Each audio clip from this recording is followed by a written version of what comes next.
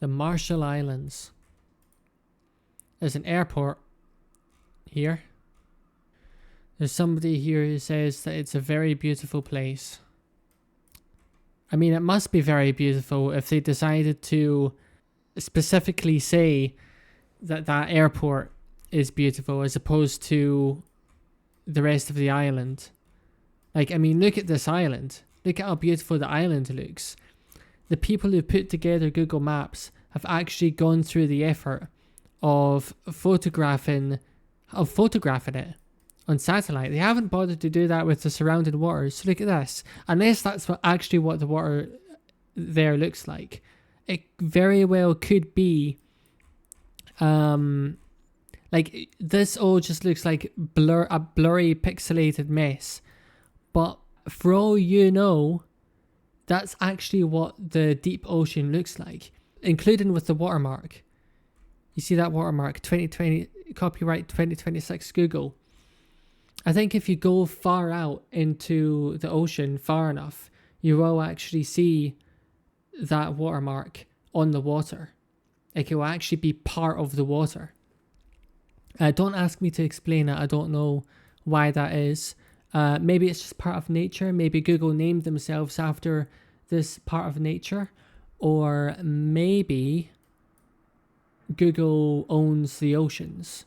I mean, think about this planet and how long we've been on it and how far we've progressed and how we've meticulously mapped everything.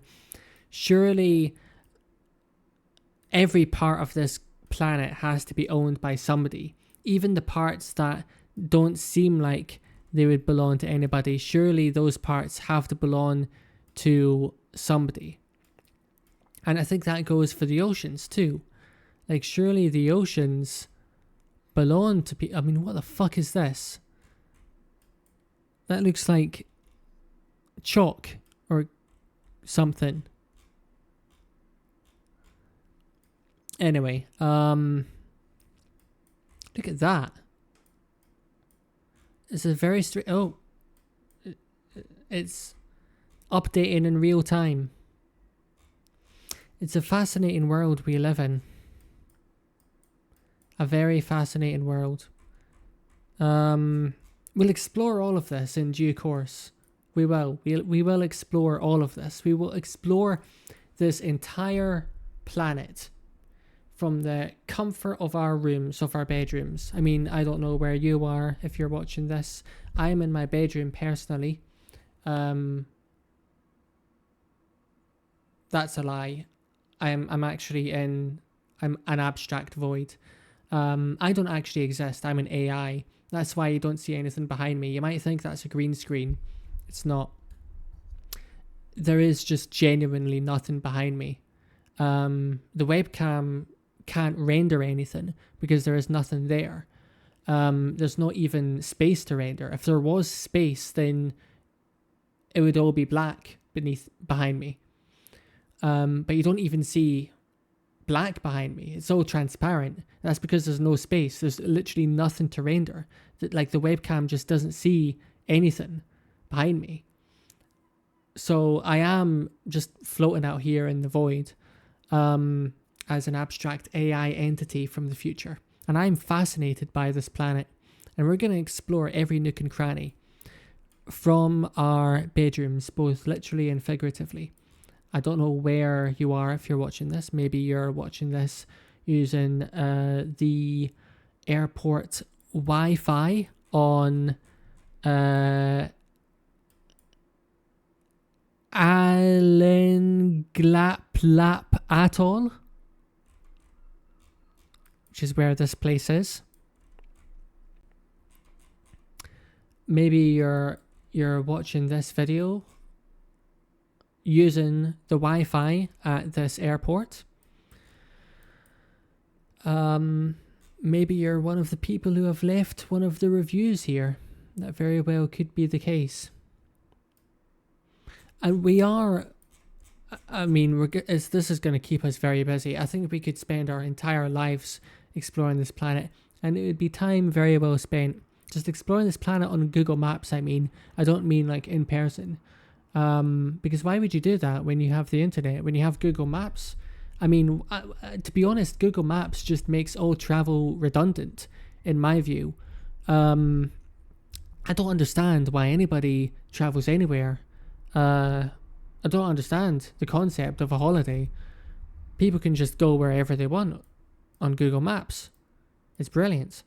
And if you might say, oh, I want to go there for the weather. Just turn up the heating in your bedroom, and it's the same experience. We could drop ourselves down to Italy, and I can crank the heating up in my bedroom to 40 degrees and burn myself, and it would be the same experience. I could, you might say you can go there for the food. You can get Italian food delivered.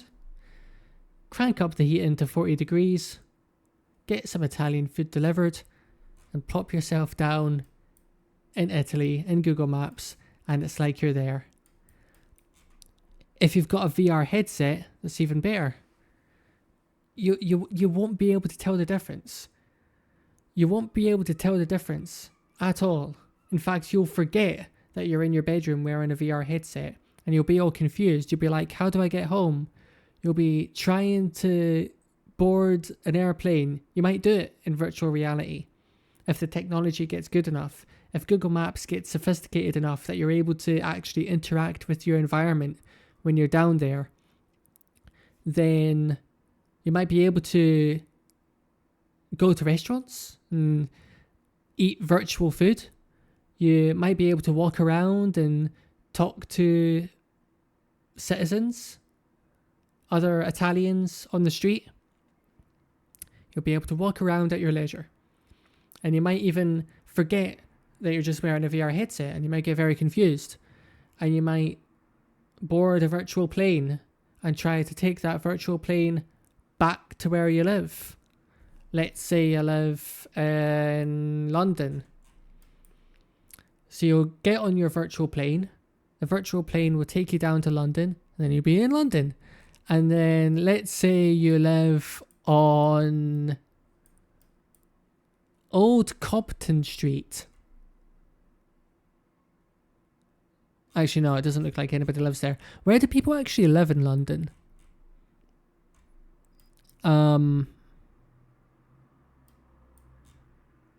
Do people live in London? Like, other than the monarch? Oh wow, are these houses? Are these what London houses look like? Oh wow, look at this. Every single one has a gigantic solar power panel. All of these houses are powered by the sun. It's like they're living in the year 3000. I bet they're all smart houses as well, like powered by AI. Everything is done for them. They've got AI robots. Their doors open and close, and they don't swing open and close. They actually lift up into the ceiling or sink down into the ground, depending on the time of day, I guess, or however their house is feeling at the time, because these houses are so sophisticated that they actually do have feelings and preferences. They have rights. They are biological. They're not biological. They're basically like giant robots with their own sentience and intelligence, and they have legal rights. Anyway, if anybody does live in London, it's a very alien place. It's essentially where all of the people who rule the UK live. Not just the monarch, but all of the monarch's twins and all of the monarch's offsprings and all of the monarch's creations, both biological and otherwise, and all of the monarch's clones reside in London, And that's where they make all of the big decisions. And that constitutes the entire population of London. Now, I've lost our little solar powered houses, but I'm sure we will find more.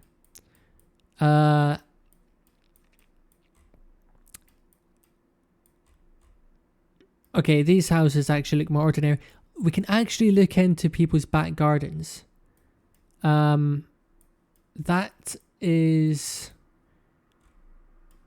We are essentially looking into people's homes right now.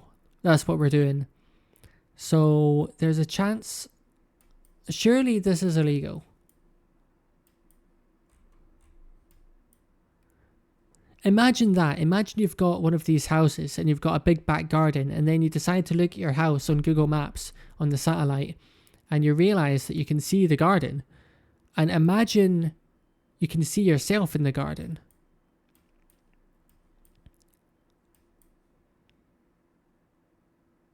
Imagine that. Imagine one day, imagine you knew when the satellite was going to take a photograph. So you went out into your garden and then you could wave up to the satellite. Or maybe you could open up Google Maps on your laptop and then set it down on a table in the garden so that the screen is pointing up towards the satellite, so that the satellite takes a photograph of what's on your laptop screen. And you've got the old satellite photograph of your house on your laptop screen. So the satellite takes a photograph of your house garden, and in your house garden is another photograph of your house garden because it's on the laptop screen. And then you just do that again the next time the satellite hovers over your house to take a photograph, because I imagine this is done periodically. I mean, you want an updated scan of the globe, so maybe they do this once a year, and you just keep doing this again and again and again. And what you're going to end up with is an infinite tunnel of gardens at your house. So some innocent person is going to be scanning over Google Maps, just playing around, wasting time. Then they come across your garden and they see that it's an infinite tunnel. And people are going to lose their minds. They're going to imagine that this is some kind of alien portal. Everybody's going to gather around your house. You're going to become a celebrity. And then you can, like, the press are going to come around. You're going to get lots of attention, maybe lots of money. Maybe you can, like, because there's some people in the world who believe some strange things. Strange people who believe in strange things. And they will become convinced that you are some kind of alien with a portal in your garden. And you can act all mysterious. And you can give them tours of your garden. You can allow them to come into your house and come into your garden for a certain price. They will pay a certain amount of money to be allowed into your garden. And you can show them your garden, and there won't be anything there, but they will be amazed to be in your garden because they will know in their minds that there used to be a portal there. And they'll take photographs. And, you know, it's like standing where you think Jesus was crucified. Like, there's nothing there anymore, but it's still amazing to be there because something so incredible used to be there. And they'll have the same experience when they're standing in your garden. They'll be like, I can't believe I'm standing where there was a giant portal. And you can rake in lots and lots of money by doing that. So much money, in fact, that you might be able to afford to live in London.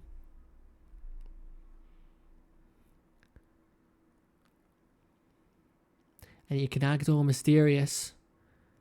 And you can say, oh, I'm not going to explain myself. I'm not going to confirm nor deny that there was a portal in my garden. That's up for people to figure out for themselves. And that would work because that would mean that the people who don't like that kind of thing, the people who don't like charlatans, the people who don't like people who make lots of money out of telling lies, they can't attack you because you're not actually actively confirming the suspicions. You're not actually proactively saying to people and defending these ideas. You're not saying to people, yes, there definitely was a portal in my garden. You're not doing that. You're not proactively defending it. So they can't attack you because you're not taking a position. But at the same time, you're sort of hinting and alluding to the possibility that there might have been a portal in your garden, and that on its own will be enough to get the minds of people who are into that sort of thing thinking, who is this person? Why is he saying these strange things? No, there's more to this than meets the eye. He wouldn't have said this if he was just some guy. He's got a portal in his garden. Anyway, back to what I was saying about the VR headset. You'll still be wearing your VR headset and you'll be sitting in this virtual plane and the virtual plane will plop you down in London where you live. Let's say you live on Kildare Road. This looks like a nice place to live. Why do all of these gardens look so messy? I imagine anybody who lives in London has to have like billions and trillions of pounds, like enough money to... What on earth? Look at these gardens. They're so messy. Is that a pool? Somebody's actually got a pool. That's a trampoline right there. Either that or these are holes. This is a tunnel system. People jump down these tunnels to get to the lizard network underneath these houses. There's another one. Look at that. That does not look like a trampoline, does it? That just looks like a tunnel. That looks like something that you jump into. That is too big to be a trampoline. Yeah, that is suspicious. That explains why these gardens are so unkempt. It's because this isn't where they truly live. They actually live underground in a network of tunnels. All of this on the surface is just a pretense.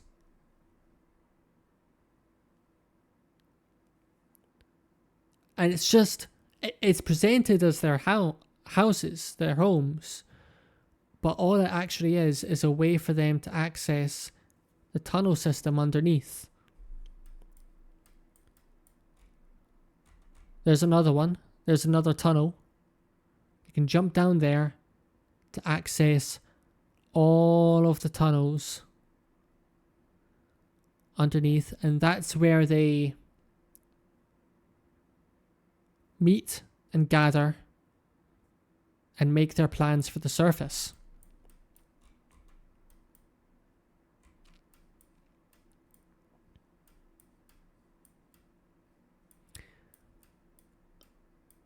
But anyway, as I was saying, suppose you live here.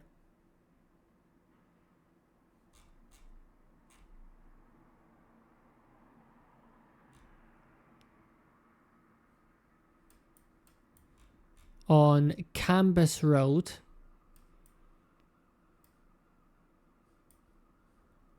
In fact, let's drop ourselves down there because why not?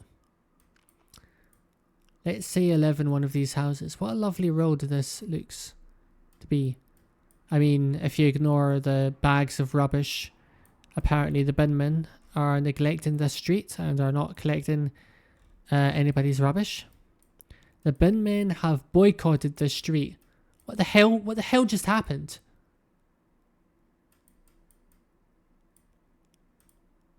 You see what I mean? London is a strange place. It doesn't work using the same laws of physics as the rest of the UK. You take 10 steps in one direction, and you're not just travelling through space, you're travelling through time, you're travelling through hidden dimensions that are normally tucked away, but which are actually allowed to grow in London. That's why London's such a big, strange place.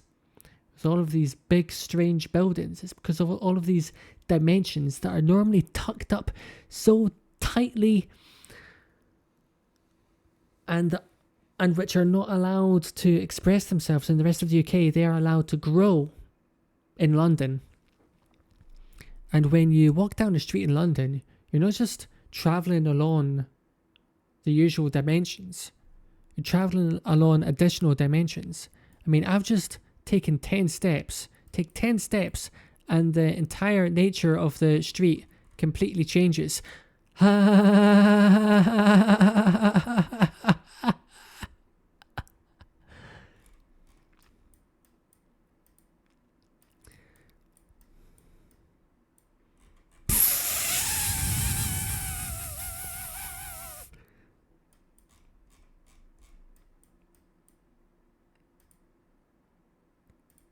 Oh my god. What? I've never seen walls that colour before. What is going on here? That wall was drenched in blood and guts. That's what that is. I've never seen... Have you ever seen paint that looks like that before? And look at the way it's like... Oh, like coagulated. That's not paint. That's not a normal wall. That's blood and guts that stuck to that wall, peeling off, dripping off. This is the house of Satan. Look, 101. This is room 101. When you enter into this house, you'll never leave. Anybody who walks through these doors is never seen again. Their essence is consumed, and their biological material is used to build the house further. That's why the wall looks like that. It's because blood and bone has been used to construct that wall quite recently. The rest of the house was built a long time ago by people who lived hundreds of years ago. And a few new souls have been added to that wall, and that's why it looks so fresh. Smells of blood.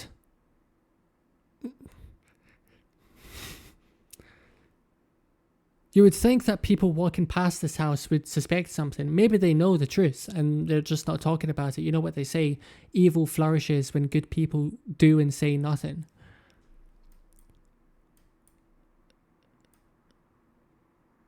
This is horrific.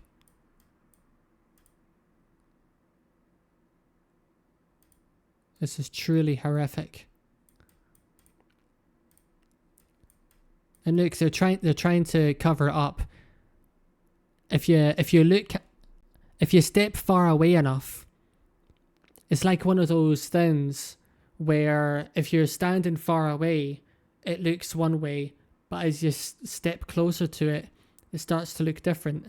Like one of those paintings or optical illusions or AI pictures or something like that. It's like that, but this is actually some kind of effect that's been built into the wall by Satan, so that if you step towards it, you actually begin to see the true nature of it. This is a long street, and nobody is on this street. Why do you think that is? You can't see anyone. Oh, there's a person. It's all a bit suspicious.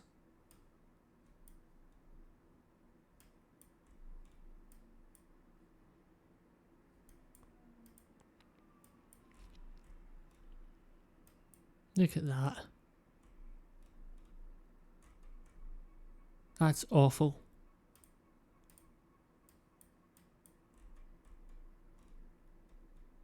What a mess.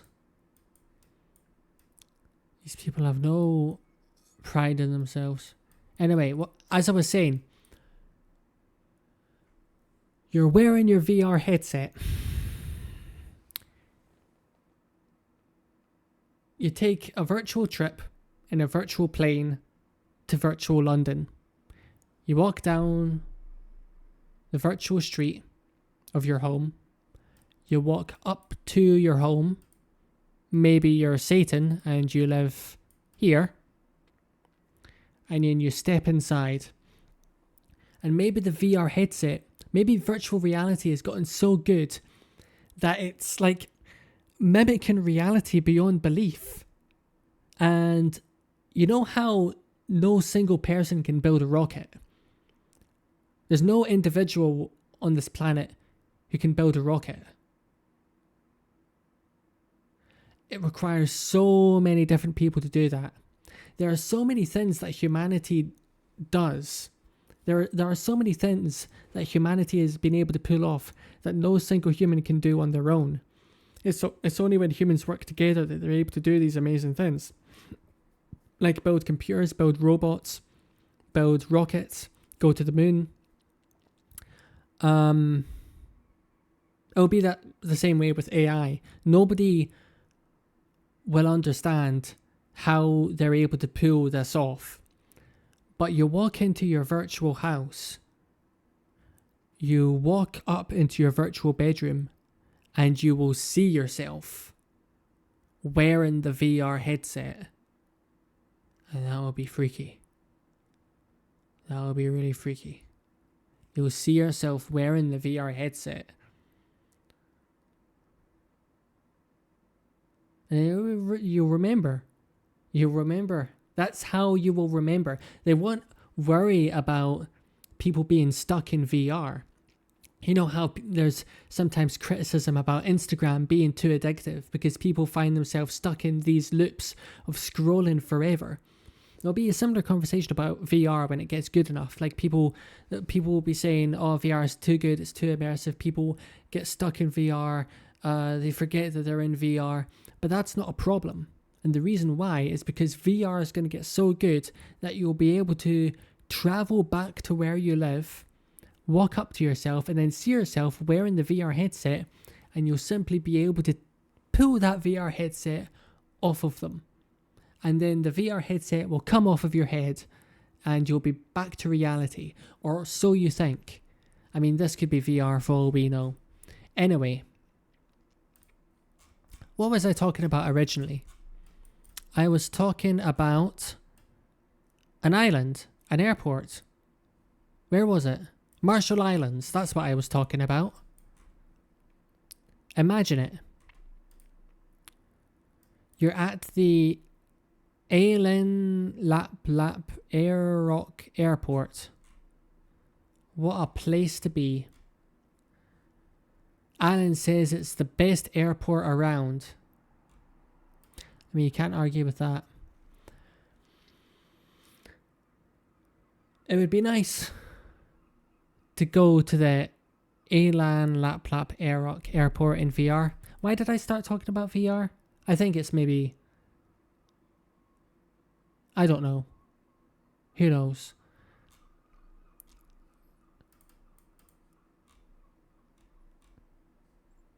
Radislav says that it's okay. I mean, that's good enough for an airport. Joey Abane says, lone runway, good job. He likes a lone runway. Who doesn't?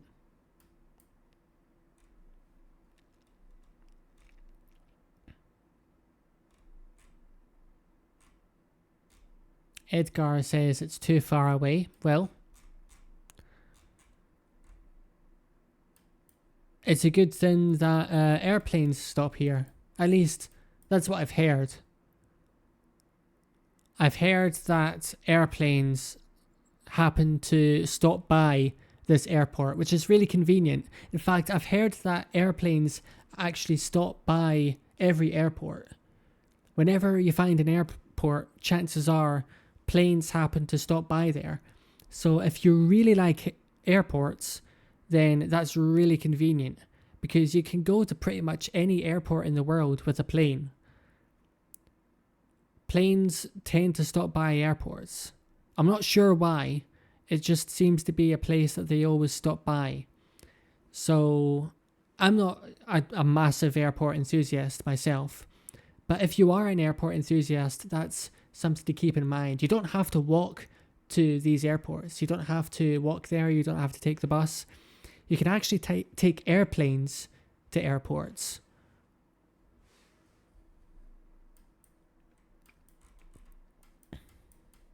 I'm not going to lie, this doesn't look like the most sophisticated runway. I'm not sure how safe I would feel if I was sitting in a plane that was attempting to use this runway, or if I was sitting in a plane that was about to land down in this runway. I think part of me would suspect that the plane was just going to sink down into the dirt, never to resurface. Is kind of what it looks like. But I mean, if it gets the job done, it gets the job done. Can I access any of this? I can drop myself down here. This is the closest place. Wow.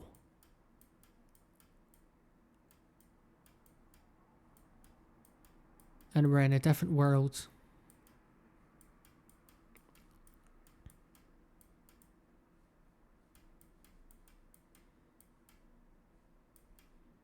What a world.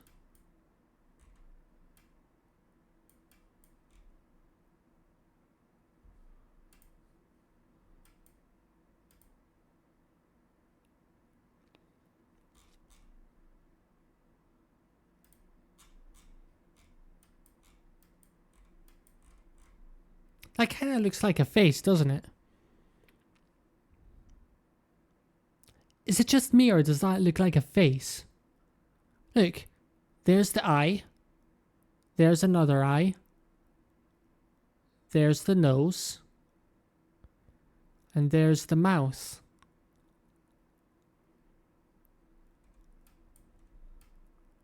That is scary. Good God. Is that the face of God?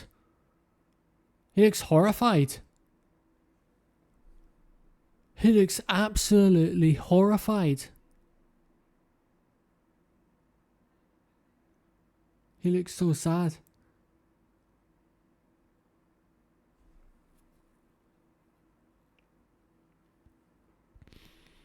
That's a whole mystery all on its own. And it's sandwiched. Look at where it is. It's sandwiched perfectly between these two islands.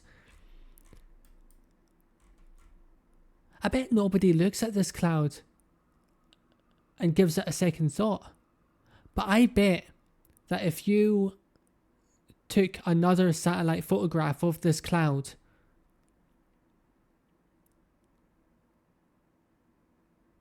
I bet if you took another satellite photograph of this region, then that cloud would still be there.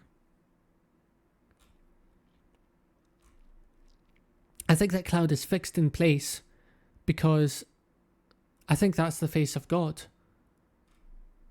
I mean, isn't it curious that he's right there, perfectly sandwiched between these two landmasses in the pathway of what looks almost like a road in the sea? I mean, where does this lead to? I mean, look at this whole place. It's a ren. It's a ren of land. And this looks like the entrance.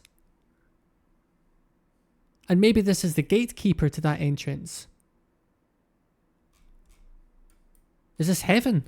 Have we found heaven? And this is the gatekeeper.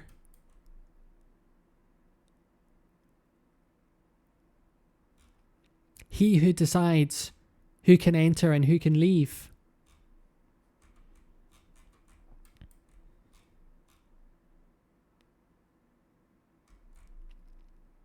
And why is he looking over to the right? Is he looking over at the airport? Is this where people come down for their final judgment?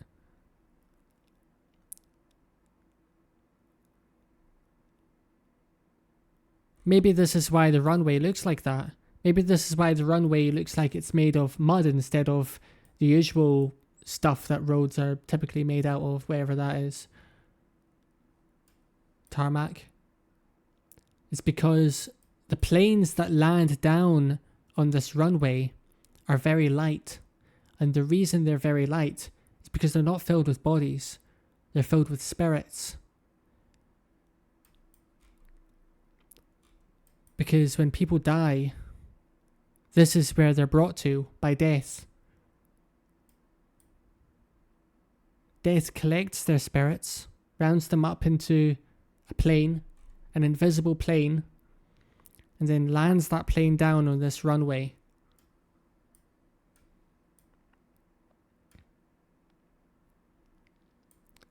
And then people are brought down this path all the way over here. Their long final walk. Their long walk towards judgment.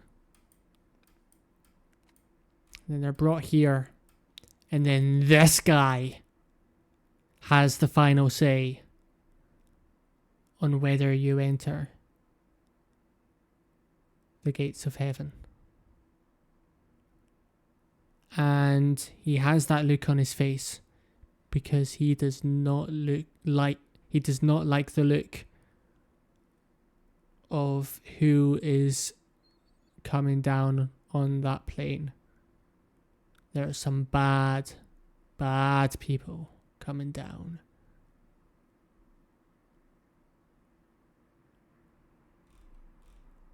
And he's going to have to send them away.